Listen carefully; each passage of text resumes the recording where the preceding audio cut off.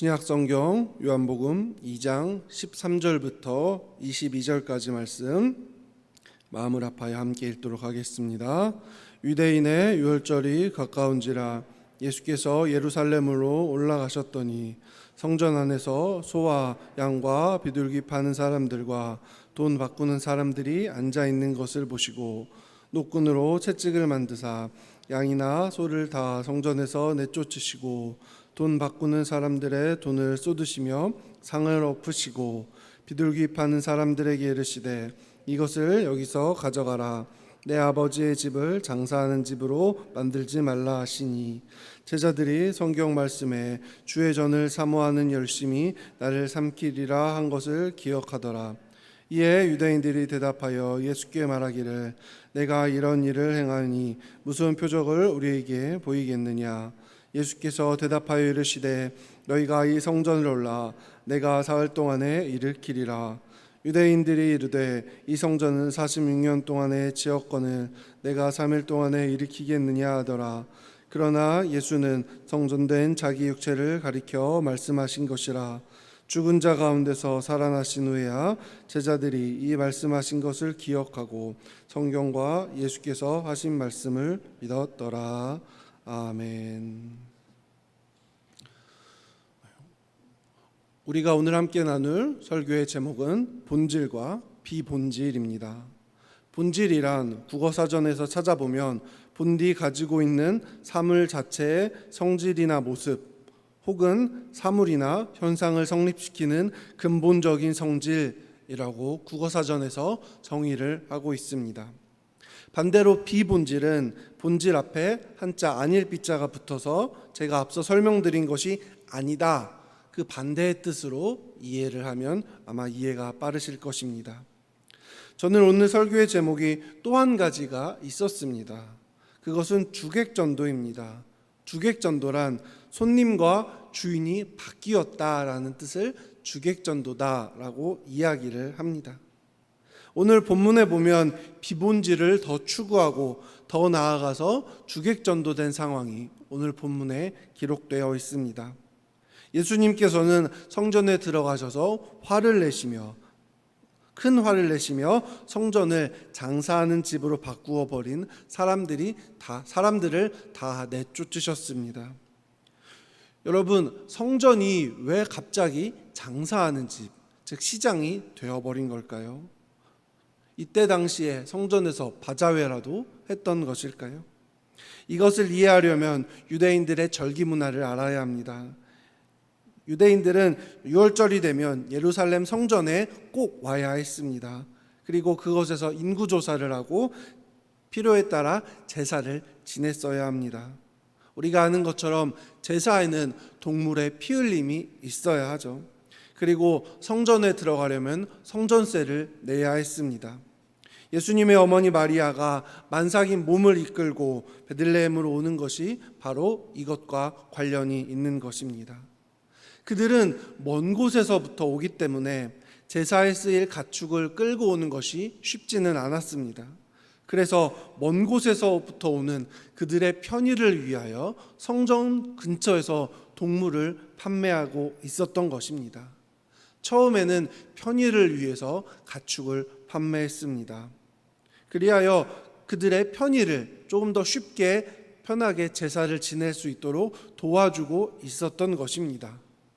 처음에는 성전 밖에서만 이루어졌던 것들이 이제는 점점 성 안으로 들어오기 시작한 것입니다. 성전은 제사를 지내는 거룩한 곳인데 시장이 되어버렸다라는 것이 오늘 본문의 배경입니다. 앞서 말씀드린 주객이 전도되어 버린 것입니다. 제사를 위해 동물을 팔던 상인들이 이제는 더 이상 제사가 중요하지 않고 동물을 판매함으로써 그들의 이익을 위해서 성전이 사용되고 있었던 것입니다. 이 내용을 살펴보면서 저는 요즘에 계속 묵상 중인 이사야 1장의 내용이 떠올랐습니다. 이사야 1장 12절 너희가 내 앞에 보이러 오니 이것을 누가 너희에게 요구하였느냐 내 마당만 밟을 뿐이니라. 이스라엘 사람들이 제사의 소중함을 잃어버리자 하나님께서는 이사야 선지자를 통해서 이스라엘 사람들을 책망하는 내용이 기록된 것입니다. 더 나아가서 너네들이 이렇게 예배를 드릴 것이라면 성전문을 닫아버리겠노라 라고 크게 화를 내는 모습이 이사야 1장 12절에 기록된 내용입니다. 본질을 잃어버린 예배는 하나님이 받지 않으시는 것입니다. 자신의 이익을 위해서 성전 안에서 장사를 하고 또한 그 동물을 사서 지내는 제사를 하나님이 기쁘게 받으셨을까요? 그것이 아니기 때문에 예수님께서는 화를 내시며 성전에서 물건을 매매하는 모든 사람들을 다 내어 쫓으신 것입니다. 성전, 지금으로 말하면 교회가 아니겠습니까? 여러분, 교회는 예배를 드리는 곳입니다. 교회의 본질은 누가 뭐라고 하더라도 예배를 드리는 것이 교회의 본질입니다. 그런데 우리는 가끔씩 이러한 본질을 잃어버릴 때가 있습니다. 제가 제주도에서 사역했을 때의 일입니다. 제주도에 내려간 지 얼마 되지 않았을 때 한 성도님이 저에게 이러한 의견을 내어주셨습니다. 교회 안에서 기타 교실을 여는 것이 어떻겠습니까? 주변 사람들에게 소문을 내고 또 서울에서 온 젊은 전도사가 무료로 기타를 가르쳐 준다라고 소문이 나면 교회가 유명해질 것이다 라고 저에게 제안을 했습니다. 그런데 저는 이 말에 두 가지의 불편함을 느꼈습니다. 첫 번째로는 기타 교실을 열려면 기타가 있어야겠죠. 그런데 작은 비전 교회에서 무슨 돈이 있어서 그 많은 기타를 살 수 있겠습니까? 제가 그 성도님에게 물어보았을 때 그 성도님이 저에게 이렇게 답변하셨습니다. 전도사님이 자란 모교회가 서울에 있는 큰 교회니 그 교회에 도움을 청하자는 것에 저는 불편함을 느꼈습니다. 그리고 두 번째는 전도가 목적이 아니라 교회의 이름을 알리자는 것에 저는 불편함을 느꼈습니다. 저는 그 성도님에게 이야기했습니다. 성도님, 기타 교실을 여는 것은 동의합니다. 하지만 우리 교회가 스스로 재정을 마련해서 기타를 사서 기타 교실을 열어야지 갑작스럽게 제 모교회에 전화해서 이 상황이 이러이러하니 돈 좀 주세요 라고 말하는 것에는 찬성할 수 없습니다. 그리고 기타 교실을 열었을 때 전파되는 것이 예수님의 이름이고 복음이 되어야지 교회 이름이 높아지는 것에 저는 동의할 수 없습니다. 교회는 예배를 드리는 곳이지 동네 문화센터가 아닙니다 라고 말씀드리며 저는 그 성도님의 제안을 거절했습니다. 교회에서 전도용으로 이웃에게 기타를 알려주는 것, 그리고 그들에게 자연스럽게 그들이 찬송가를 연주할 수 있게 해주고 복음성가를 자연스럽게 그들이 부를 수 있게 함으로 예수님을 전도하자라고 했다면 저는 진지하게 생각을 해보았을 것입니다.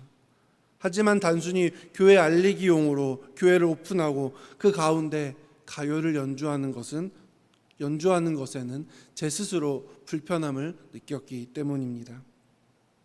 우리는 신앙생활을 하면서 본질적인 것과 비본질적인 것이 자리가 바뀔 때가 종종 있습니다.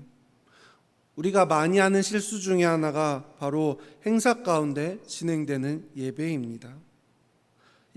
교회에서 진행된 행사 가운데 차마 교회 행사인데 양심상 예배를 빼놓을 수 없으니 그냥 형식에 끼워 맞춰서 어떻게 예배를 드리고 행사를 진행할 때가 종종 있습니다. 그런데 과연 이렇게 진행되는 예배가 옳은 것일까요? 교회 안에서 성도님들 간의 만남 중요합니다. 신앙생활을 혼자서 할 수 없으니 감리교에서는 속회도 만들어낸 것 아니겠습니까? 그런데 교회에 오는 목적이 친한 성도님을 만나기 위해서 오는 것이라면 내 신앙이 올바로 신앙생활을 하고 있는 것인지 돌아볼 필요가 있다는 것입니다. 친한 성도님을 만나러 주일에 교회에 오는 것이라면 그 만남은 평일에 해야 합니다. 주일에는 예배를 드려야 하는 것입니다. 코로나 이후에 교회가 침체기 속에서 벗어나기 어렵다라고 많은 목회자들과 성도님들이 이야기하고 계십니다. 저는 코로나 가운데 교회가 침체에 빠진 이유를 본질을 잊어버렸기 때문이 아닐까 그렇게 생각합니다. 제가 앞서 말씀드린 것처럼 교회의 본질은 예배를 드리는 곳입니다. 예배를 드려야 하는 곳에서 예배를 드리지 못하니 본질이 사라지고 그로 인해서 교회가 힘을 잃은 것이 아닐까 저는 그렇게 생각해 보았습니다. 본질을 잃지 않는다면 우리의 신앙은 흔들리지 않습니다. 교회 가운데 마음이 어려워지는 이유는 비본질적인 것들 때문입니다. 예배 가운데 마음이 어려워지는 사람은 없습니다. 왜냐하면 그것은 본질이기 때문입니다. 목회자가 타락을 하는 것은 본질을 잃었을 때 우리는 타락한다라고 이야기를 합니다. 목회에 열중하는 것이 아니라 정치에 관심을 두고, 목회에 집중하는 것이 아니라 교회 재정에 극도로 집중하고 기타 여러 가지 비본질적인 것에 집중할 때 우리는 목회자가 타락했다라고 이야기를 합니다. 그런데 이것은 성도도 같습니다. 앞서 말씀드린 것처럼 예배 가운데 낙담하는 성도는 없습니다. 성도들 사이에서 관계 가운데 낙담하는 성도는 있어도 예배 가운데 낙담하는 성도는 없습니다. 교회의 본질이 예배이기 때문인 것입니다. 제가 아동부 여름 성경학교를 준비하면서 가장 중요하게 생각하는 것이 아이들의 집회입니다. 여름 성경학교에서 가장 중요한 본질은 아이들이 은혜를 받는 것입니다. 이 아이들에게 어떤 메뉴로 점심을 먹일까? 어떤 게임으로 즐겁게 할까? 이런 것들은 다 비본질적인 것들입니다. 성경학교의 핵심은 아이들이 말씀 집회를 통해, 기도회를 통해 은혜를 받는 것입니다. 그리고 어려서부터 은혜를 사모하게 하는 것이 성경학교의 가장 중요한 본질인 것입니다. 우리가 본질과 비본질 사이에서 갈팡질팡하는 이유는 우리 마음 가운데 아직 확신이 없기 때문입니다. 내 마음 가운데 기준이 확실하다면 우리는 본질과 비본질적인 것을 정확하게 구별할 수 있습니다.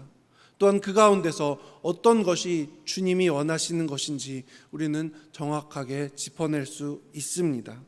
이렇게 되면 예배의 형식 가지고 또한 기타 여러 가지 문제로 성도들과 얼굴 붉힐 일이 전혀 없습니다. 주일에 담임 목사님이 설교하셨던 설교 가운데 이러한 내용이 있었습니다. 대한민국 사람들은 정말 정이 많은 민족입니다. 인정에 따라 살아가는 것 중요합니다. 하지만 인정이, 사람에 대한 친분이 영적인 삶의 우선순위를 대신할 수 없다라고 주일날 담임 목사님이 말씀하셨습니다. 저는 이 내용에 전적으로 동의합니다. 주일에 담임 목사님이 하신 말씀 중에 베드로가 예수님의 로마 병사에게 잡혀갈 때 예수님을 지키려고 한 것, 스승에 대한 바른 모습입니다. 하지만 그보다 더 중요한 것은 예수님이 이 땅에 오신 목적, 그것은 십자가에 달려 우리의 죄를 사해 주시기 위해 이 땅에 오신 것이 바로 예수님이 이 땅에 오신 본질이다라는 것입니다. 제가 사역했던 교회에 있었던 일을 또 한 번 말씀드리며 오늘 설교를 마무리하도록 하겠습니다. 이맘때쯤으로 기억합니다. 제 부서가 아닌 다른 부서에서 여름 사역이 진행 중에 있었습니다. 부서는 다르지만 그래도 도와주어야 한다라는 생각에 제가 열심으로 그 부서의 여름 사역을 도와주었습니다. 그렇게 토요일이 지나고 주일이 되었습니다. 아침에 선배 전도사님이 제 모습을 보이면서 왜 이렇게 얼굴 가운데 피곤이 가득하냐라고 저에게 질문하셨습니다. 그래서 제 나름대로 다른 부서의 여름 사역을 도와주느라 어제 잠을 충분히 자지 못해서 피곤합니다 라고 대답을 했습니다. 그래도 제 나름대로는 으쓱하면서 칭찬해 주시겠지, 그래 부서 사역은 서로 도우면서 하는 거니까 솔직히 약간의 칭찬을 기대도 했습니다. 그런데 오히려 저에게 오는 것은 칭찬이 아니라 그 반대였습니다. 다른 부서의 사역을 도와주는 것도 좋지만 오늘 설교를 해야 하는 너인데 컨디션이 이렇게 엉망이면 바로 설교를 할 수 있겠냐라는 책망이었습니다. 다른 부서의 여름 사역도 도와주는 것도 좋지만 너가 해야 할 것은 오늘 예배에 집중을 하는 것이다. 설교자는 토요일부터 다음 날의 예배를 위해 컨디션을 조절하는 것도 설교의 일부다라고 저에게 말씀을 해 주셨습니다. 이제 설교를 정리하겠습니다. 우리는 본질적인 것보다 비본질적인 것에 사로잡힐 때 우리의 신앙이 무너짐을 발견할 수 있습니다. 특히나 인정에 이끌려 내가 무엇을 해야 할지 알지 못하는 경우를 우리는 종종 발견하게 됩니다. 내가 있는 자리에서 우리가 무엇을 해야 할지 바로 알기 원합니다. 우리가 설교 전에 부른 찬송가의 가사의 고백처럼 내 주여 내 뜻대로 행하시옵소서, 내 모든 일을 다 주님께 맡긴다는 그 찬송가의 고백처럼 우리 행동의 우선순위를 바로잡아 비본질적인 것보다 본질적인 것을 더 추구하는 저와 여러분이 되길 주님의 이름으로 축원합니다. 아멘.